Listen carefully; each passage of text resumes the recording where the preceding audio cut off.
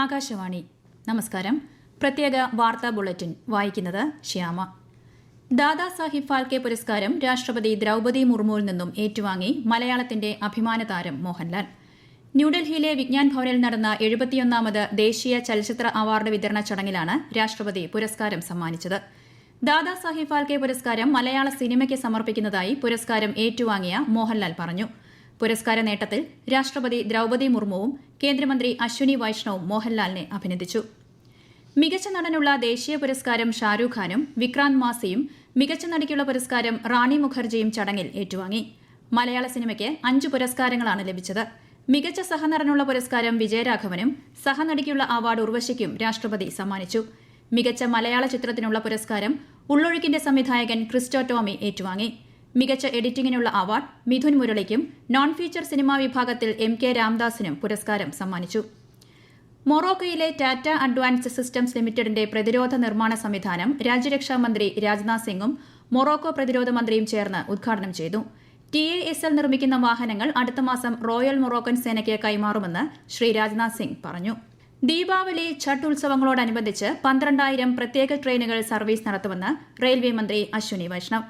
അടുത്ത മാസം 1 മുതൽ നവംബർ 15 വരെ പ്രത്യേക ട്രെയിനുകൾ സർവീസ് നടത്തുമെന്ന് ശ്രീ വൈഷ്ണവ് അറിയിച്ചു. ഓപ്പറേഷൻ നുംഖൂറിന്റെ ഭാഗമായി മലപ്പുറത്തെ യൂസ്ഡ് കാർ ഷോറൂമുകളിൽ കസ്റ്റംസ് പരിശോധന നടന്നു. ഭൂട്ടാൻ വഴി ആഡംബര കാറുകൾ നികുതി വെട്ടിച്ച് ഇന്ത്യയിലേക്ക് കടത്തിയതുമായി ബന്ധപ്പെട്ടാണ് റെയ്ഡ്. കൊച്ചി, കോഴിക്കോട്, മലപ്പുറം ജില്ലകളിലെ 30 ഇടങ്ങളിലാണ് ഇന്ന് പരിശോധന നടന്നത്. സിനിമാ താരങ്ങളായ ദുൽഖർ സൽമാൻ, പൃഥ്വിരാജ് എന്നിവരുടെ വീടുകളിലും കസ്റ്റംസ് പരിശോധന നടത്തി. സ്വച്ഛതാ ഹി സേവ പ്രസ്ഥാനത്തിൽ അണിചേരാൻ രാജ്യത്തെ പൌരന്മാരോട് അഭ്യർത്ഥിച്ച് പ്രധാനമന്ത്രി നരേന്ദ്രമോദി.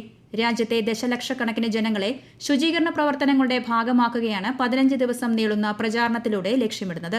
ഈ മാസം 17-ന് ആരംഭിച്ച സ്വച്ഛതാ ഹി സേവ ക്യാമ്പയിന്റെ 9ാം പതിപ്പ് ഒക്ടോബർ 2 ഗാന്ധി ജയന്തി ദിനത്തിലാണ് അവസാനിക്കുക. 10ാമത് ദേശീയ ആയുർവേദ ദിനം സമുചിതമായി ആഘോഷിച്ച് രാജ്യം. ഗോവയിലെ ഓൾ ഇന്ത്യ ഇൻസ്റ്റിറ്റ്യൂട്ട് ഓഫ് ആയുർവേദയിൽ നടന്ന പരിപാടി കേന്ദ്ര ആയുഷ് സഹമന്ത്രി പ്രതാപ് റാവു ജാദവ് ഉദ്ഘാടനം ചെയ്തു. സംസ്ഥാനതല ആയുർവേദ ദിനാചരണവും വിവിധ ആയുർവേദ പദ്ധതികളുടെ ഉദ്ഘാടനവും മന്ത്രി വീണ ജോർജ് തിരുവനന്തപുരത്ത് നിർവഹിച്ചു. കേരളത്തിലെ നെൽകർഷകരുടെ പ്രശ്നം പരിഹരിക്കുന്നതിനായി കേന്ദ്ര കൃഷി മന്ത്രാലയം നിയോഗിച്ച വിദഗ്ധ സംഘം ആലപ്പുഴയിലെ ചേർത്തല, അന്ധകാരനഴി, കുട്ടനാട്, അപ്പർ കുട്ടനാട് മേഖലകൾ നാളെ സന്ദർശിക്കും. കേന്ദ്ര കൃഷി വകുപ്പ് മന്ത്രി ശിവരാജ് സിംഗ് ചൌഹാൻ കുട്ടനാട് സന്ദർശിക്കുന്നതിന് മുന്നോടിയായിട്ടാണ് 7 അംഗ വിദഗ്ധ സംഘം എത്തുന്നത്. ആയുഷ്മാൻ ഭാരത് പ്രധാനമന്ത്രി ജൻ ആരോഗ്യ യോജന ഇന്ന് 7 വർഷം പൂർത്തിയാക്കി. ഒരു കുടുംബത്തിന് പ്രതിവർഷം 5 ലക്ഷം രൂപയുടെ ആരോഗ്യ പരിരക്ഷ നൽകുന്ന പദ്ധതിയിലൂടെ ഏകദേശം 55 കോടിയിലധികം ഗുണഭോക്താക്കൾക്കാണ് ഇതിനകം പ്രയോജനം ലഭിച്ചത്. ദേശീയ പോഷക മാസാചരണത്തോടനുബന്ധിച്ച് Thiruvananthapuram central bureau of communication സംഘടിപ്പിക്കുന്ന ത്രിദിന സംയോജിത ബോധവൽക്കരണ പരിപാടിക്ക് തുടക്കമായി. തിരുവനന്തപുരം തൈക്കാട് ഭാരത് ഭവനിൽ നടക്കുന്ന പരിപാടി ആന്റണി രാജു MLA ഉദ്ഘാടനം ചെയ്തു. തിരുവനന്തപുരം കടയ്ക്കാവൂരിൽ ഓട്ടോറിക്ഷ മറിഞ്ഞുണ്ടായ അപകടത്തിൽ വിദ്യാർത്ഥിനി മരിച്ചു.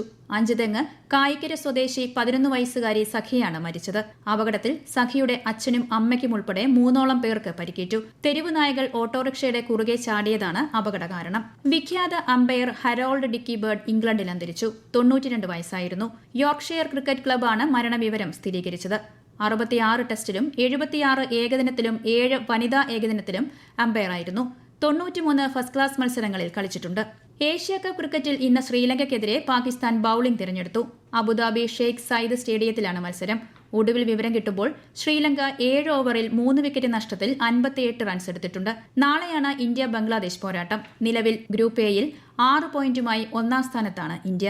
സംസ്ഥാനത്തെ തദ്ദേശ പൊതുതെരഞ്ഞെടുപ്പിന് മുന്നോടിയായി തദ്ദേശ സ്ഥാപനങ്ങളിലെ സംവരണ വാർഡുകൾ നിശ്ചയിക്കുന്നതിനുള്ള നറുക്കെടുപ്പ് ഒക്ടോബർ 13 മുതൽ 21 വരെ നിശ്ചിത തീയതികളിൽ നടത്തുമെന്ന് സംസ്ഥാന തെരഞ്ഞെടുപ്പ് കമ്മീഷണർ A. ഷാജഹാൻ. തദ്ദേശ സ്വയംഭരണ പൊതുതെരഞ്ഞെടുപ്പിന്റെ മുന്നൊരുക്ക പ്രവർത്തനങ്ങൾ വിലയിരുത്തുന്നതിനായി സംസ്ഥാന തെരഞ്ഞെടുപ്പ് കമ്മീഷൻ വിളിച്ചു ചേർത്ത ജില്ലാ കളക്ടർമാരുടെ യോഗത്തിൽ സംസാരിക്കുകയായിരുന്നു അദ്ദേഹം. ത്രിതല പഞ്ചായത്തുകളുടെ വാർഡ് സംവരണം നറുക്കെടുപ്പിലൂടെ നിശ്ചയിക്കാൻ ജില്ലാ കളക്ടർമാരെയാണ് അധികാരപ്പെടുത്തിയിട്ടുള്ളത്. പ്രധാനമന്ത്രി നരേന്ദ്രമോദി ആകാശവാണിയിലൂടെ ജനങ്ങളുമായി ആശയങ്ങൾ പങ്കുവയ്ക്കുന്ന പ്രതിമാസ റേഡിയോ പ്രഭാഷണ പരിപാടി മൻ കി ബാത്തിന്റെ 126ാം പതിപ്പ് ഈ മാസം 28-ന് രാവിലെ 11 മണിക്ക് ദൂരദർശന്റെയും ആകാശവാണിയുടെയും മുഴുവൻ ശൃംഖലകളിലും പരിപാടി ലഭ്യമാകും. മൻ കി ബാത്തിലേക്കുള്ള ആശയങ്ങളും അഭിപ്രായങ്ങളും 1800-7800 എന്ന ടോൾ ഫ്രീ നമ്പറിലൂടെയും Narendra Modi app, my GOV open forum എന്നിവയിലൂടെയും ഈ മാസം 26 വരെ പങ്കുവയ്ക്കാം.